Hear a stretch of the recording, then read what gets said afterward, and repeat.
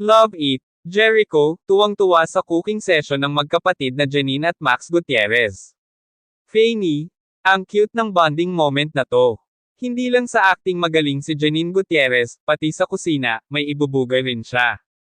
At syempre, kasama niya ang kanyang kapatid na si Max Gutierrez, na game sa kanilang cooking session. Habang abala sa pagluluto sina Janine at Max, kitang-kita ang saya ni Jericho Rosales na nanunood sa kanila. Grabe, ang husay niyo pala sa kusina, Jericho. Dapat may sariling cooking show na kayo, fan comment. Echo, gusto mo bang matikman ang luto ni Janine? Intrigang tanong ng netizens. Mukhang napapabilib talaga si Echo sa husay ni Janine sa lahat ng bagay. Bukod sa husay sa pag-arte, ang closeness ng magkapatid na Gutierrez ang talagang nagpapahanga sa marami.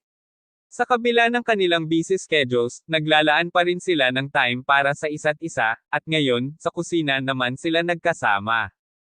Ano kaya ang niluto nila? At bakit parang aliw na aliw si Jericho sa panunood? Kayo na ba ang bagong #Team Cooking Goals? Ano kaya ang susunod nilang kitchen adventure? At may chance kaya na magluto rin si Jericho para kay Janine?